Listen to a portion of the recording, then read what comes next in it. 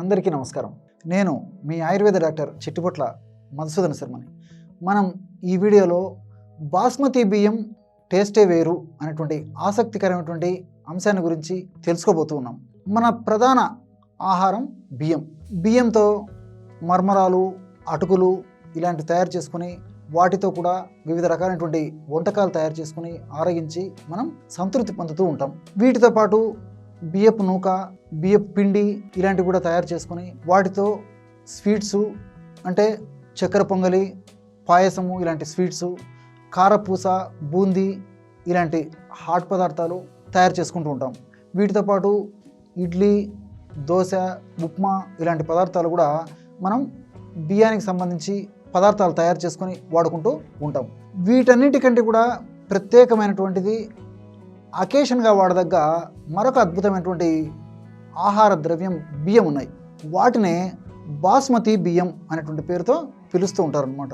ఈ బాస్మతి బియ్యం అనేసరికి ఆ సువాసన, నోరూరించేటువంటి రుచి కూడా మీకు గుర్తొస్తున్నాయి కదా.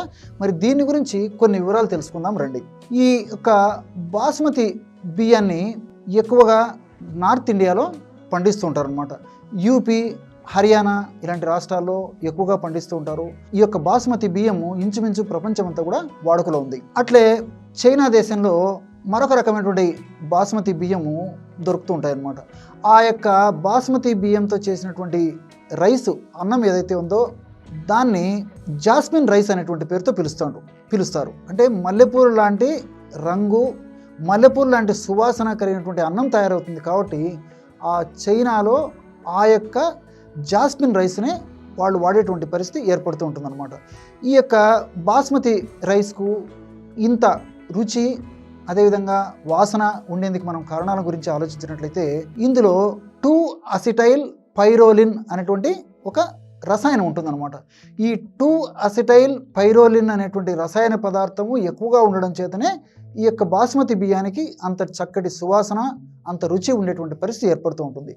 ఇక్కడ మీకు మరొక సందేహం కూడా రావచ్చు, మరి మామూలు బియ్యంలో ఇది ఉండదా అండి అని చెప్పేసి. కానీ మామూలు బియ్యంలో ఈ 2-అసిటైల్ పైరోలిన్ అనేటువంటి రసాయన పదార్థం ఉన్నప్పటికీ మామూలు బియ్యం కంటే కూడా 12 నుంచి 18% ఎక్కువ ఈ 2-అసిటైల్ పైరోలిన్ అనేటువంటి రసాయనము బాస్మతి బియ్యంలో ఉంటుంది. ఈ బాస్మతి బియ్యం మనకు మార్కెట్లో 2 రకాలుగా దొరుకుతూ ఉంటుంది అనమాట. పాలిష్డ్ బాస్మతి బియ్యము, అన్పాలిష్డ్ బాస్మతి బియ్యం.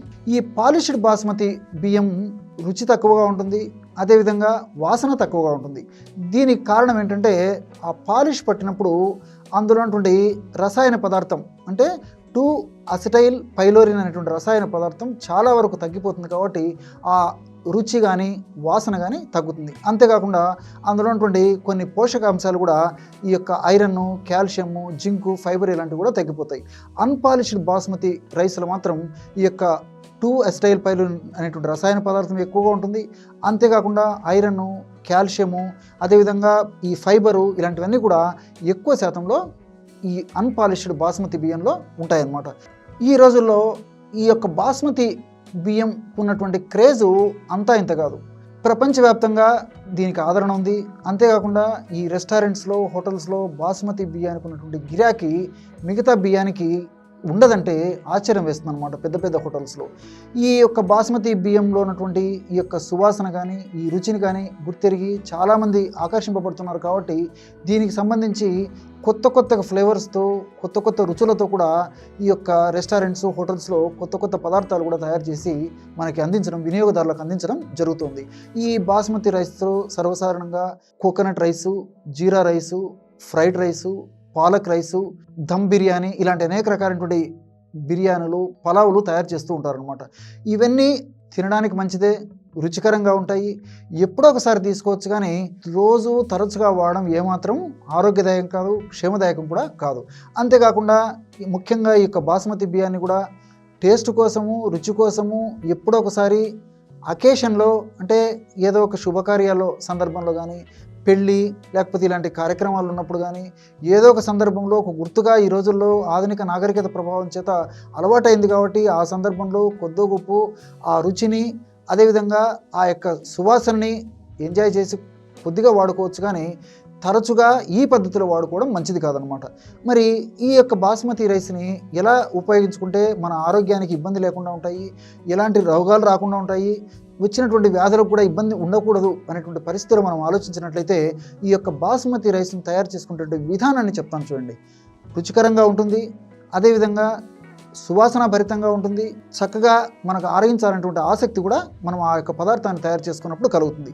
ఎలాగంటే బాస్మతి బియ్యాన్ని 30 నుంచి 40% తీసుకోండి, రిమైనింగ్ 50 నుంచి 60% లేదా 70% వెజిటబుల్స్ కలుపుకోవాలన్నమాట. 40% బాస్మతి బియ్యము, ఇంచుమించు 60% ఈ యొక్క ఆకుకూరలు కూరగాయలు కలుపుకోవాలి. వీటిల్లో ఇంత దాలు ఇలాంటివి వేసేసుకొని వండుకొని ఇందులో కావాలంటే ఈ యొక్క జీరా పౌడరు, తర్వాత ఈ యొక్క పెప్పరు, సువాసనకు మళ్ళీ కావాలంటే ఇంత ఏలాచి పౌడరు, నిమ్మరసం ఇలాంటివన్నీ కలుపుకొని బ్రహ్మాండమైనటువంటి ఆహార పదార్థంగా వండుకొని చాలా తృప్తికరంగా సంతృప్తికరంగా మనం ఎప్పుడో ఒకసారి వాడుకోవడానికి వీలుగా ఉంటుందన్నమాట.